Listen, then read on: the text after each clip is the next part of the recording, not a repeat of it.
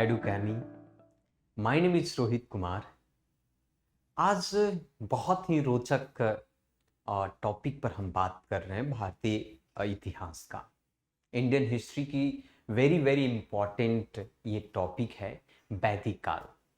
पिछले क्लास में हम लोगों ने पढ़ा था सिंधु घाटी की सभ्यता। सिंधु घाटी की सभ्यता एक ऐसी सभ्यता जो एक शहरीकरण हुआ करता था। हमने कल देखा था खास करके पिछले क्लास में कि 2750 से लेकर 1500 के आसपास में एक सभ्यता का विकास हुआ, एक सभ्यता का उदय हुआ था, और वो सभ्यता था सिंधु घाटी की सभ्यता, जो आज के सभ्यता की ही तरह वो विकसित सभ्यता थी। उसके 1700 के बाद या कह सकते हैं 1500 के बाद एक नई सभ्यता का जन्म होता है, और एक ऐसी सभ्यता जो कि ग्रामीण सभ्यता थी, जिसमें वेदों का निर्माण हुआ, नए नए वेद बनाए गए। आज जिसे आप ऋग्वेद, सामवेद, यजुर्वेद, अथर्ववेद आप कहते हैं, या कह सकते हैं कि उपनिषद या पुराणों की रचना की गई, और इसीलिए उस सभ्यता, उस काल को वैदिक काल कहा गया या वैदिक सभ्यता कहा गया। आज हम इस क्लास में उसी सभ्यता की चर्चा करेंगे और हम समझेंगे कि वो सभ्यता उस वक्त के आज के संदर्भ में वो सभ्यता कैसी थी, किस प्रकार की समाज था, किस प्रकार की राजनीति थी, किस प्रकार की आर्थिक व्यवस्था थी। इन सभी पहलू पर हम एक एक करके चर्चा करेंगे। तो आज की क्लास की शुरुआत हम वैदिक काल से करते हैं। अगर हम वैदिक काल की बात करें तो सिंधु घाटी के सभ्यता के पश्चात भारत में जिस नई सभ्यता का विकास हुआ, उसे ही आप आर्य या वैदिक सभ्यता कहते हैं, क्योंकि आर्यों के नाम से कहा जाता है। आर्यों का आगमन भारत में उसी काल से शुरू होता है। तो इस काल की सिंधु घाटी की जो सभ्यता के बाद जो वैदिक सभ्यता का उदय हुआ था, वो वैदिक सभ्यता की जानकारी हम कैसे प्राप्त करते हैं, एक प्रश्न बनता है। तो आज जिस वेद के बारे में हम चर्चा करते हैं, आज जिस संप्रदाय की चर्चा करते हैं, सनातन की बात करते हैं, आज हम जिस जीवन प्रणाली की बात करते हैं, वो सब तो वेदों से ही तो प्राप्त हुआ है। तो हमें भी वैदिक सभ्यता की जानकारी हमें वेदों से प्राप्त होती है। वैदिक सभ्यता में आर्य को उन समय का मूल निवासी माने जाते थे, जो कि आर्य वास्तविक रूप से भारतीय नहीं थे। माना जाता है कि वो आपको जो मध्य एशिया से आए हुए थे। कई विद्वानों का उसका अलग अलग मान्यता था। इसके साथ साथ इस सभ्यता से जुड़ी हुई वैदिक साहित्य, उसकी राजनीतिक स्थिति और सभ्य समाज और कुछ तथ्यों के बारे में भी आज हम विस्तार से बात करने वाले हैं। जानकारी तो मुक्त रूप से हमें इस वेदों से ही प्राप्त हुआ है, जो कि सबसे प्राचीनतम वेद जिसे आप कहते हैं ऋग्वेद काल, ऋग्वेद। और इसीलिए यहां पर दो काल में वैदिक काल को विभाजित कर दिया गया, एक ऋग्वेदिक काल और दूसरी तरफ उत्तर वैदिक काल कहा गया। तो प्राचीन वैदिक काल और उत्तर वैदिक काल में इस काल का ही विखंडन किया गया। 1500 से 1000 ईसा पूर्व के इस काल को ऋग वैदिक काल या प्राचीन वैदिक काल कहा गया। लेकिन वहीं दूसरी तरफ आप देख सकते हैं कि 1000 बीसी से लेकर 500 बीसी तक के उस काल को हम लोगों ने आप दे, या 600 ईसा पूर्व तक के काल को हम लोगों ने उत्तर वैदिक काल कहा। और उन दोनों कालों के बीच में काफी अंतर देखने को मिला, तभी तो विद्वानों ने इन कालों का विखंडन किया है। सो ऋग वैदिक काल और उत्तर वैदिक काल के बीच का अंतर सिर्फ इतना है कि ऋग वैदिक काल के दौरान में जब आर्य भारत में आए, भारतवर्ष में आए, या आप कह सकते हैं कि ऋग वैदिक काल में आर्यों के आगमन के तुरंत बाद का जो काल था, जिसे कर्मकांड गौण था। कर्मकांड, हिंदू धर्म में कर्म कांडों की काफी प्रमुखता दी गई है। तो ऋग वैदिक काल में कर्म कांड की बात नहीं की गई है, लेकिन उत्तर वैदिक काल में नए नए कर्म कांड की शुरुआत हुई। इसीलिए वैदिक काल को दो भागों में विभक्त किया गया। एक तरफ उसे ऋग वैदिक काल जो कि 500 बीसी से 1000 बीसी तक का रहा, और 1000 बीसी से 600 तक का बीसी को उत्तर वैदिक काल कहा, जिसमें कर्म कांड की शुरुआत हुई।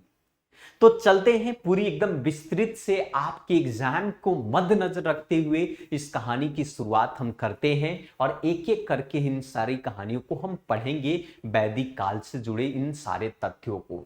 एक अगर नजर आप देख सकते हैं उन क्षेत्र पर जिसमें आर्यों का आगमन के साथ वैदिक काल के लोगों का प्रसार था। आप जब पढ़ेंगे तो उसमें नदियों की बात की जाएगी, जैसे गोमती नदी को आपको गोमती नदी हुआ, सिंधु नदी हुआ, क्रुमु हुआ, वितासा हुआ, है ना। ये सारे वेदों में इसका मेंशन किया गया। वेदों के अंदर में इसकी चर्चा काफी बेहतरीन अच्छी तरीके से की गई। सिंधु के बारे में, सरस्वती के बारे में, पुरु हुआ आपका, यदु, यमुना, गंगा, ये सब चीजों के बारे में हम लोग साथ साथ में पढ़ेंगे और हम देखेंगे भी, है ना। वहीं पर आप देख सकते हैं कि उस वक्त का इस प्रकार से वेदों के बारे में हम चर्चा करेंगे। खम्बोज, वरुण, इन सभी चीजों की चर्चा एक साथ होगी। तो कहानी में यहां से करते कि भाई वैदिक सभ्यता की शुरुआत आर्यों ने की थी। ऐसा माना जाता है कि वैदिक सभ्यता की शुरुआत आर्यों ने की थी। तो आर्य कौन थे? आर्य थे कौन? हालांकि आपने भारत का एक नाम लिखा गया, कहा जाता आर्यावर्त। आर्यावर्त भारत भी तो है आपका, भारतवर्ष भी कहते हैं, हिंदुस्तान भी कहा जाता है, इंडिया भी कहा जाता है, जम्मू द्वीप भी कहा जाता है। भरत के नाम से इसका नाम भारतवर्ष पड़ा। भरत वो शकुंतला के पुत्र वाले उनकी बात कर रहा हूं, भरत राजा दुष्यंत के पुत्र की बात कर रहा हूं। भरत राजा दुष्यंत के पुत्र हुआ करते थे भरत, और उन्हीं भरत के नाम पर इस धरा का नाम भारतवर्ष पड़ा। तो आर्यों के आगमन का जो मुख्य ज्यादातर कहा जाता है कि वो मध्य एशिया से आए थे, और आर्यों की जो मूल भाषा थी प्रमुखता रूप से वो संस्कृत हुआ करती थी। संस्कृत भाषा हुआ करती थी उनमें। शुरुआती अगर की बात करें तो वैदिक सभ्यता में आर्यों द्वारा पंजाब में केंद्रित एक कांस्य युग के समाज के तौर पर उसको माना जाता था। लेकिन सिंधु घाटी सभ्यता के समाप्ति के साथ उत्तरी मध्य गंगा में शुरू होने वाली जो वैदिक सभ्यता एक दूसरे शहरीकरण हुआ करता था। लेकिन 1200 ईसा पूर्व से 1000 ईसा पूर्व के बीच में वो उपजाऊ जो पश्चिम गंगा का मैदान जो था, जहां पर आर्य जो है पूरी तरीके से फैल चुके थे। तो बाद में अगर देखा जाए कि उस सभ्यता का जिस प्रकार से विकास हुआ, जिस प्रकार से ग्रामीण जीवन यापन वो शुरू किए, तो इसीलिए आर्यों के द्वारा जो विकसित सभ्यता थी उस सभ्यता को ग्रामीण सभ्यता के तौर पर माना जाता है। एक तरफ जब आप सिंधु घाटी की सभ्यता को आप पढ़ेंगे तो सिंधु घाटी की सभ्यता को शहरी सभ्यता माना जाता है। लेकिन अगर हम वही बात करें कि अगर वैदिक सभ्यता का अगर एक रूप देखा जाए वास्तविक तौर पर, जिस प्रकार से उनका जीवन जीने का ढंग था, जिस प्रकार से जीवन यापन करते थे, उनकी गतिविधियां थी, तो ग्रामीण सभ्यता के तौर पर देखा जाता है। तो इसीलिए वैदिक सभ्यता एक ग्रामीण सभ्यता थी, और ये आर्यों के द्वारा विकसित की गई हुई सभ्यता के तौर पर माना जाता था। आपने देखा सिंधु घाटी की सभ्यता में, इंडस वैली सिविलाइजेशन में, आपने भिन्न भिन्न प्रकार के तत्वों के बारे में और भिन्न भिन्न प्रकार के मटेरियल्स के बारे में वहां पर हम लोगों ने पढ़ा। धातु के बारे में पढ़ा, कांस्य युग कहा गया उसे। लेकिन उस वक्त लोहा का ज्ञान सिंधु घाटी की सभ्यता में नहीं था। लेकिन आर्यों ने प्रथम आर्यों को लोहे की ज्ञान थी। आर्यों ने प्रथम लोहे की खोज की थी। लोहे के हथियार इन लोगों के पास थे, जिसके द्वारा जंगल को साफ करके वो कृषि को बहुत तेजी से फैलाना शुरू किया, और कृषि का विकास उन्होंने किया। और जब कृषि का विकास प्रॉपर तरीके से हुआ तो नए एक तरीके से ग्रामीण सभ्यता जो है फलने फूलने लगा। तो आप कह सकते हैं कि लोहे का ज्ञान वैदिक काल में शुरू हो चुका था। आर्यों के मुख्य व्यवसाय के तौर पर तो कृषि था, लेकिन अगर हम द्वितीय व्यवसाय की बात करें तो आर्यों का द्वितीय व्यवसाय के साथ आप कह सकते हैं कि पशुपालन की बात की जाती है। तो आर्यों का मुख्य व्यवसाय पशुपालन के साथ कृषि भी था, ये मैं कहना चाहता हूं। आर्यों का जो प्रमुख व्यवसाय तो पशुपालन के साथ कृषि, मतलब उन दोनों एक साथ किया करते थे। लेकिन कहीं कहीं आपको ये देखने को मिलेगा कि पशुपालन की मान्यता को ज्यादा समझे जाते हैं, क्योंकि व्यापार विनिमय पद्धति पर यह आधारित उस वक्त थी। गाय के साथ उनका जो बार्टर सिस्टम होता है, आज हम करेंसी का प्रयोग करते हैं, आज हम सिक्कों का प्रयोग करते हैं, उस वक्त जो है गाय के माध्यम से वो लेन देन की प्रक्रिया या विनिमय किया करते थे, है ना। कारपेंटर, सुतार जो है, ये देख सकते हैं कार्य अत्यंत महत्वपूर्ण था उस वक्त का। तो इस प्रकार की सभ्यता एक तरीके से उस वक्त फूल फल रही थी सभ्यता। अब वैसे ही अगर हम बात करें कि वैदिक साहित्य की, अगर हम बात करें उस वक्त की संस्कृति की, अगर हम बात करें, आप अगर उस चीजों को समझेंगे कि वैदिक संस्कृति की बात करें तो उस वक्त 4 सबसे साहित्यिक पुस्तकों का उल्लेख किया गया है। हम वैदिक साहित्य की बात कर रहे हैं, वेद की बात नहीं कर रहे हैं। वैदिक साहित्य और वेद में अंतर है। वेद क्या है? वेद क्या है? वेद का मतलब जानना होता है, ज्ञान होता है ना, वेद का तात्पर्य। तो वैदिक संस्कृति में 4 साहित्य पुस्तकों का उल्लेख किया जाता है हमारे प्राचीन भारत के अंदर में। वो है आपका वेद, ब्राह्मण, आरण्यक और उपनिषद। और 4 प्रकार के वेद की भी बात की जाती है। वैदिक में इन सभी की बात की गई। वैदिक के साहित्य के अंदर में वेद भी है, ब्राह्मण भी है, आरण्यक है, आपका उपनिषद भी है। वेद क्या है भाई? वेद का मतलब जानना होता है। 4 प्रकार की वेद की बात की गई है। ऋग्वेद हुआ, सामवेद, यजुर्वेद और आपका अथर्ववेद, जिनमें ऋग्वेद को संस्कृत भाषा का जनक माना जाता है। ऋग्वेद की रचना सबसे पहले हुई, इसीलिए इस सभ्यता का नाम भी ऋग्वैदिक काल भी कहा गया, क्योंकि जिस काल में ऋग्वेद की रचना की गई, इसीलिए आप कह सकते हैं। हालांकि ऋग्वेद के अगर हम नाम की बात करें तो माना जाता है कि ऋग्वेद की जो रचना है एक अग्रि नामक ऋषि के द्वारा ऋषियों के द्वारा किया गया था, है ना। वहीं पर यजुर्वेद की रचना वायु नामक ऋषि के द्वारा हुआ, सामवेद की रचना आदित्य नामक ऋषि के द्वारा हुआ, और अथर्ववेद की रचना आपका देख सकते हैं कि ये अड़िंगरा नामक ऋषि के द्वारा हो। ये महत्वपूर्ण नहीं है, प्रश्न नहीं पूछे जाएंगे इससे कि किस ऋषि के द्वारा किस वेदों की रचना की गई है, फिर भी आप इस बात को समझ सकते हैं, क्योंकि ये जो ऋषि के नाम जो आपको दिए गए हैं, ये वेद के लेखक हैं, रचयिता नहीं है, उन्होंने लिखा है। वेद तो नित्य है, उनकी रचना नहीं है। वेद ईश्वर का प्रदत्त है, वो ज्ञान है। उस ज्ञान का उन्होंने सिर्फ संग्रह किया है अपनी लेखनी के माध्यम से। जैसा आपने सुना है, आपने पढ़ा, वाल्मीकि रामायण लिखा है।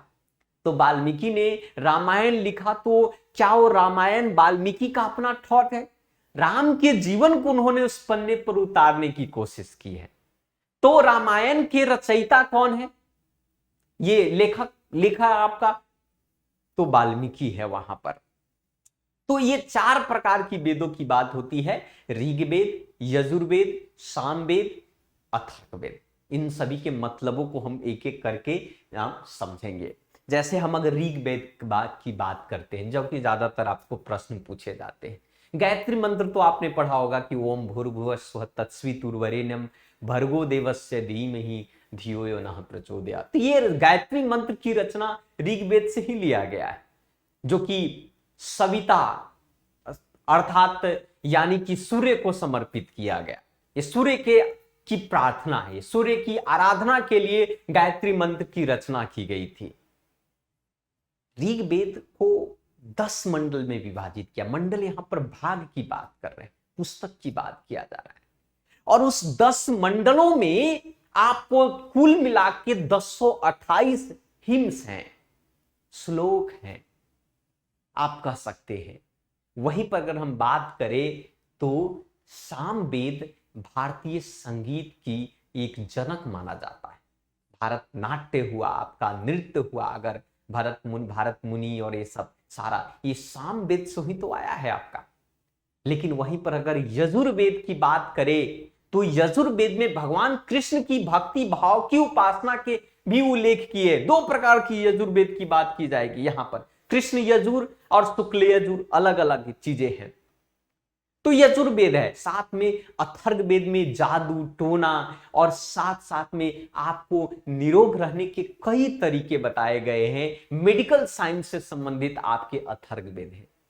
तो वेद जो है सिर्फ ज्ञान की बात नहीं करता है यहां पर ये वेद जो है एक सेकुलर तौर पर जीवन जीने के एक ढंग को बताता है, एक तरीका है, किस प्रकार से समाज में, किस प्रकार से इस पृथ्वी पर जीवन यापन किया जाए, किसकी प्रमुखता दी जाए, कैसे प्रकृति को आपको संरक्षित किया जाए समाज से, ये बात करती है वेदों के अंदर में। यहां पर वेद में किसी भगवान की पूजा और इस तरीके तो जीवन जीने की ढंग प्रॉपर तरीके से दिए गए।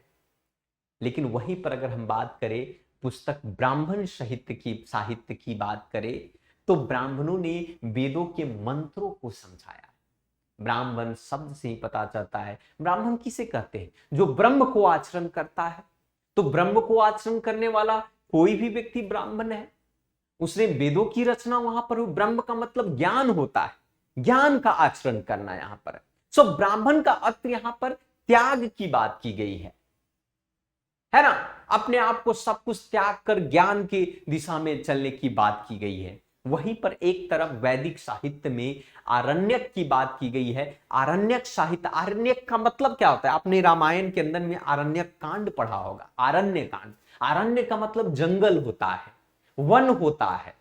तो आरण्यक साहित्य में जंगल, तो आप कहेंगे क्या क्या वो जंगल से संबंधित बात है, इसकी रचना की गई है। तो आरण्य का मतलब वन है जहां पर गुरुजन और छात्र तप के लिए एक साथ रहते थे, है ना, इसकी बात की गई है। ठीक है, और उसमें अपने गुरु ने अपने शिष्यों को ज्ञान दिया और उसी ज्ञान का संग्रह उस पुस्तक के अंदर में किया गया है।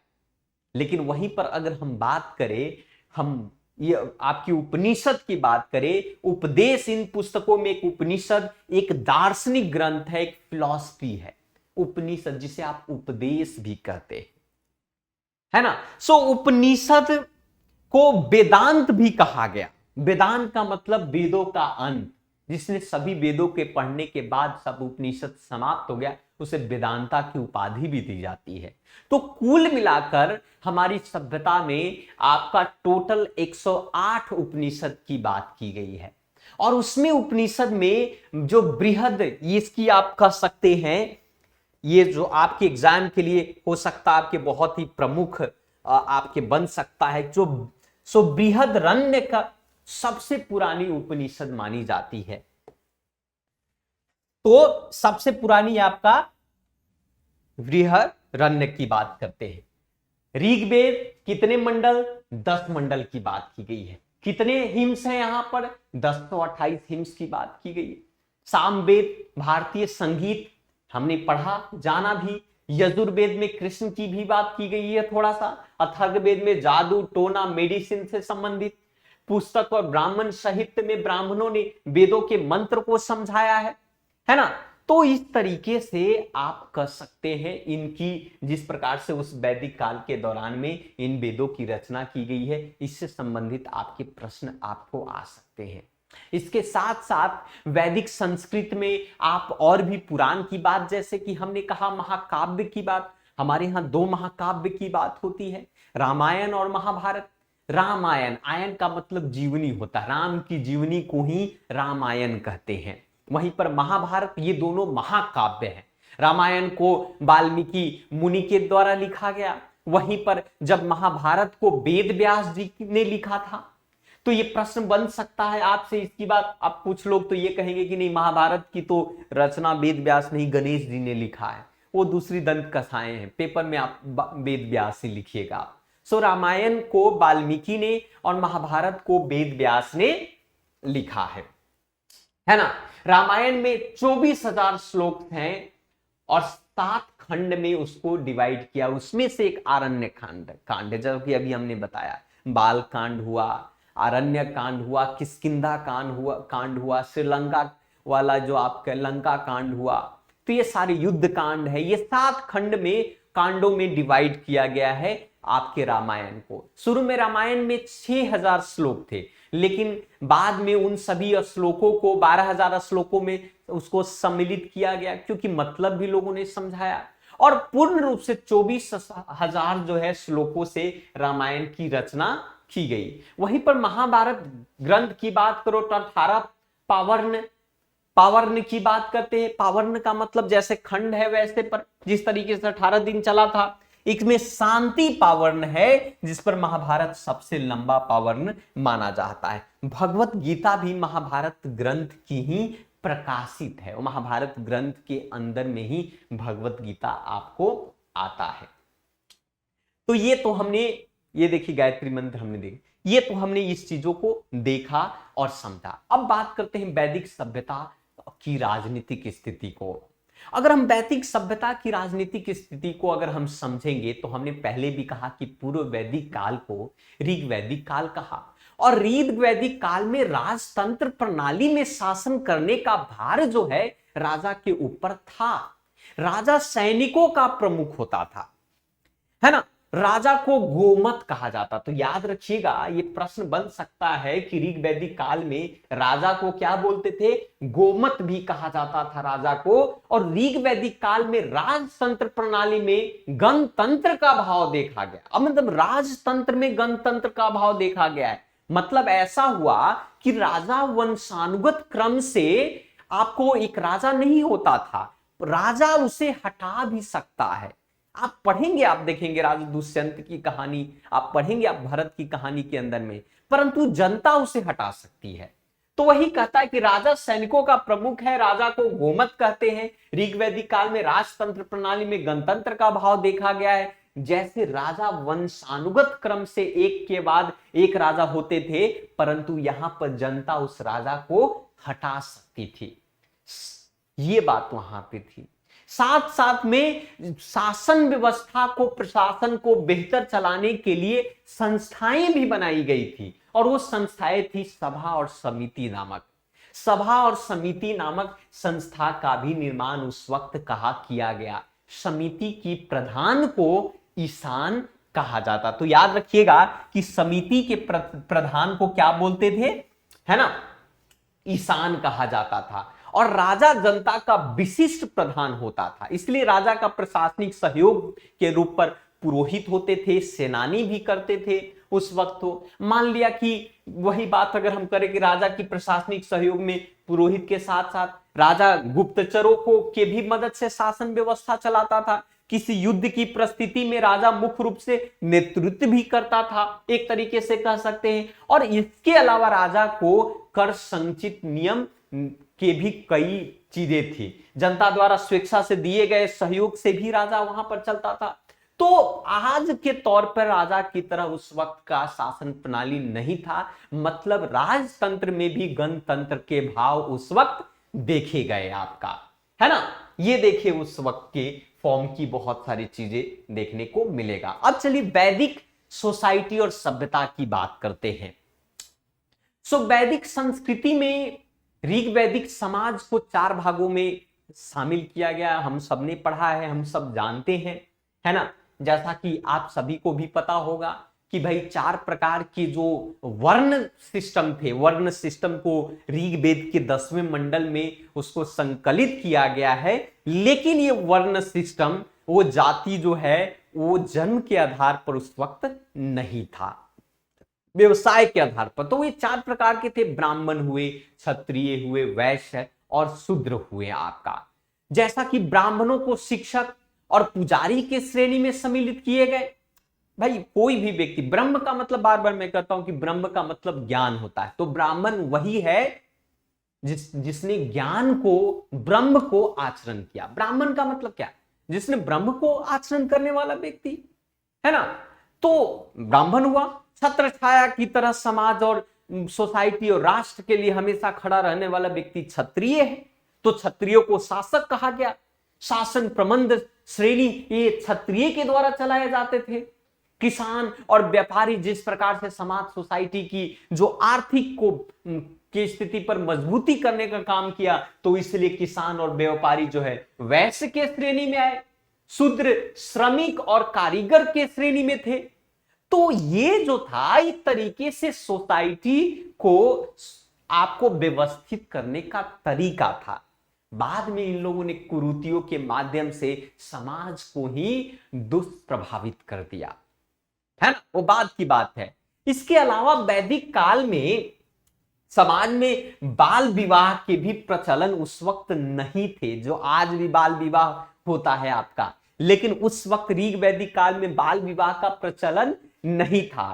तथा समाज में गाय को ज्यादा मानते थे। हालांकि गाय की मान्यता तो आज भी ज्यादा ही है, उस वक्त में भी समाज में, और गाय को समाज में ज्यादा मानते थे क्योंकि गाय तथा सोने की निर्धारित मूल्य से उसका विनिमय का माध्यम था। आज जो है जिसे आप पैसे से, करेंसी, चेक के माध्यम से विनिमय का कार्य करते हैं, दुकानदार के पास जाते हैं, या लेन देन की प्रक्रिया मनी से किया जाता था, उस वक्त गाय के माध्यम से विनिमय किया जाता था। यदि कोई गाय को मारने तथा चोट पहुंचाने की कोशिश करता है तो उसे मौत या आपका निष्कासन का दंड भी दिया जाता है। तो गाय और सोना जो है निर्धारित मूल्य में उसको विनिमय का एक तरीके से माध्यम उस वक्त था, इसीलिए गाय को उस वैदिक सभ्यता में काफी प्रमुखता दी गई थी, है ना।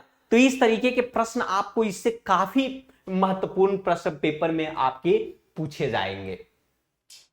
उसी प्रकार से आगे हम बढ़ते हैं कि इस समय अगर हम बात करें कि जैसे लोग अलग अलग कार्य करते हैं, है ना, जीविका निर्वाह करने के कार्य था, तो उस वक्त भी आपका वस्त्र हुआ, आपका बर्तन, लकड़ी, चर्म के कार्य उस वक्त थे, है ना।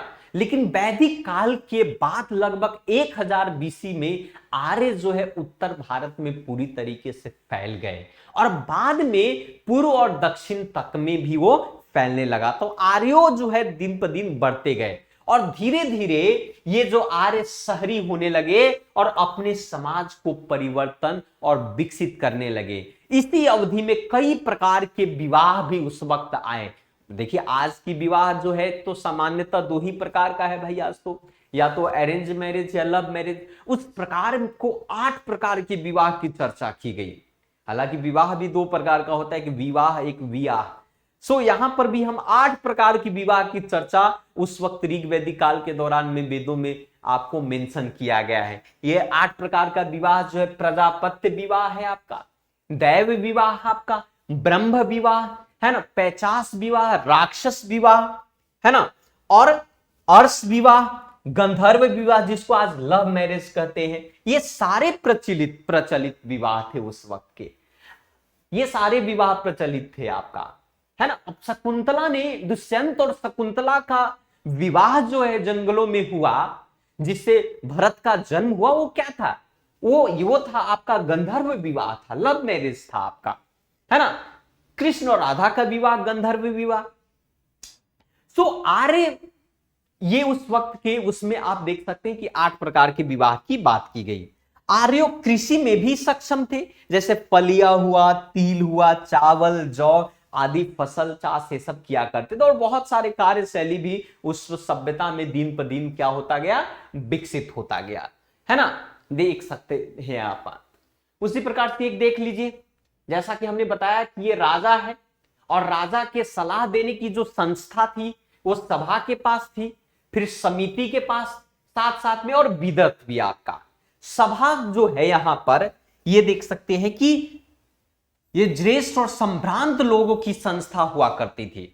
महिला, एक चीज बड़ी बात यह है कि सभा और समिति में महिलाओं का भी पार्टिसिपेशन था, लेकिन जब लेटर वैदिक काल आप देखेंगे तो उस वक्त महिलाओं को सभा और समिति का सदस्य बनने से रोक दिया जाता है ना।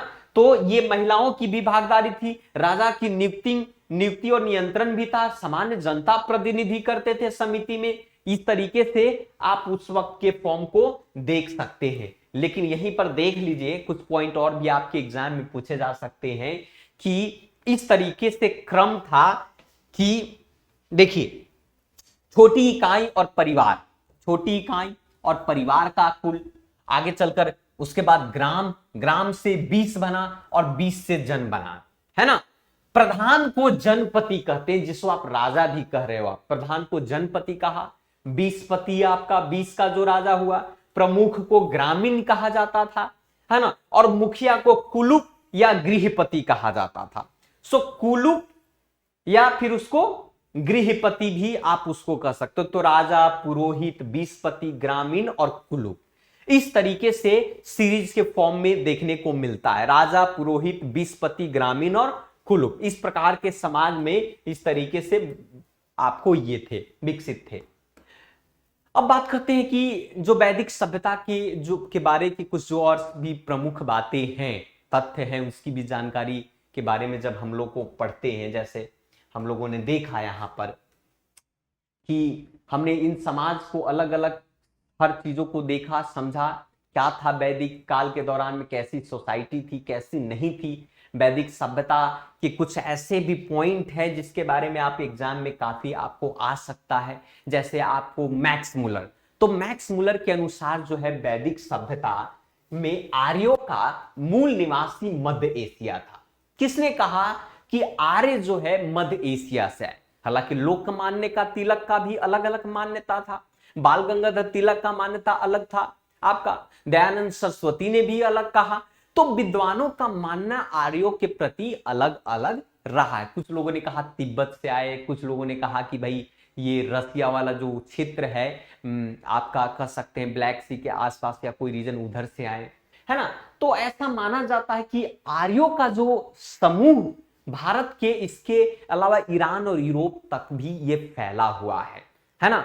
और इसकी भी अगर हम बात करें कि जैसे बोगाज कोई शिलालेख जो एशिया का माइनर में है, 4 भगवान को उल्लेख करता है उस वक्त, जैसे इंद्र की बात करते हैं, वरुण, मित्र और नास्त्यास की बात करता है, इन सभी देवताओं की भी बात की जाती है ना। वैदिक काल में परिवार के मुखिया को कुलुप कहा जाता था, वहीं पर एक ग्राम के कई कुल से मिलकर बना होता था। ग्राम के मुखिया को ग्रामणी कहा गया, ग्रामों के संगठन को विस कहा गया, जैसा कि हमने पिछले स्लाइड में देखा इस बात को, और कई जन मिलकर एक राष्ट्र का निर्माण उस वक्त किया, उस तरीके से राष्ट्रों का भी निर्माण किया। साथ साथ में इस बात की भी हम चर्चा कर सकते हैं कि वैदिक काल में लोगों को सोना तथा चांदी के बारे में भी ज्ञान था, परंतु विनिमय का जो तरीका या कह सकते हैं विनिमय के आधार जो था वो गायब हुआ करते थे। एक चीज और भी सबसे आश्चर्यचकित बात यह है कि पूर्व वैदिक काल में प्राकृतिक शक्तियों की ही पूजा की जाती थी। आज की तरह राम, कृष्ण और जिस प्रकार से देवी देवताओं की बात करते हैं, 33 करोड़ देवी देवता की बात करते हैं, हालांकि 33 कोटि देवता देवी देवता की बात की गई है। कोटि का मतलब एक करोड़ होता है और एक कोटि का मतलब प्रकार होता है। यहां पर प्रकार की बात की गई है, बहुत बड़ी गलतियां होती है अक्सर। तो 33 करोड़ नहीं, 33 प्रकार के देवी देवताओं की बात की गई है, और सभी ये देवी देवताओं प्राकृतिक शक्तियों के रूप में ही मिलते हैं। जैसे इंद्र हुए, इंद्र की पूजा की बात की गई है, सोम की पूजा की बात की गई है, वरुण की पूजा की बात की गई है, पृथ्वी की बात की गई है, सूर्य की पूजा की बात की गई है ना। तो प्रकृति की पूजा की बात की जाती है। साथ साथ में बुआई, जुताई, फसल, ये की गहाई, इन सभी हर चीजों का भी वर्णन हमारे चारों वेदों में देखने को मिलता है। ऋग्वेद में आपका प्रथम ये 10 मंडल की भी बात किए गए हैं। ऋग्वेद के चौथे मंडल में कृषि का वर्णन किया गया है। वैदिक काल में मनुष्य और देवताओं के बीच मध्यक्षता, जिसको मीडिएटर कहते हैं, मध्यक्षता की भूमिका निभाने वाले देवता जिसे अग्नि देवता कहते हैं। प्रमुख देवता, सबसे जो प्रमुख देवता है उनको इंद्र को माना गया है ना। और अग्नि देवता को मनुष्य और देवताओं के बीच मध्यक्षता की भूमिका निभाने की बात की गई है। साथ साथ में मुंडक जो उपनिषद है, जिसमें आप कहते हैं सत्यमेव जयते, है ना, सत्य की विजय होती है। तो सत्यमेव जयते शब्द लिया भी गया है, कहां? मुंडक उपनिषद से लिया गया है। और ये सत्यमेव जयते सहते हमारा भारत के हर राज्यों के एक प्रतीक के तौर पर है, एम्बेलम के तौर पर हम इसका हम प्रयोग करते हैं। तो ये वैदिक काल से संबंधित बहुत सारी ऐसे जो इंपॉर्टेंट है, जो आपके एग्जाम में आपको आते ही आते हैं और वैदिक काल से प्रश्न आपको पूछे ही जाते हैं। चाहे वो प्रश्न आपका वेद से पूछे, चाहे वो प्रश्न देवता से संबंधित हो, चाहे वो प्रश्न समाज की बात करें, चाहे उसकी राजनीतिक या आर्थिक या किसी प्रकार की गतिविधि से संबंधित आप हो, इन वेदों से प्रश्न आपके जो आने वाले एग्जाम जो है, चाहे वो यूपीएससी हो, पीएससी हो, इन सभी से आपके प्रश्न पूछते ही पूछते हैं। तो आशा करता हूं कि ये आपको वीडियो काफी समझ में आ गई होगी और इससे आपको काफी मदद भी मिलेगा। So thank you very much. Next हम आपको फिर से मिलेंगे दूसरे वीडियोस में, इंडियन हिस्ट्री के ही दूसरे खंड में आपको मिलेंगे, इसके आगे के खंड में। तो इसी भी प्रकार के और भी बहुत सारे वीडियोस और बहुत सारे इंफॉर्मेशंस के लिए आशा करते हैं कि आप इसके बेल आइकन को आप प्रेस करें ताकि आपको जानकारी मिलते रहे। आज के लिए इतना ही। थैंक यू वेरी मच और धन्यवाद। फिर से नेक्स्ट वीडियो में हम आपको मिलते हैं।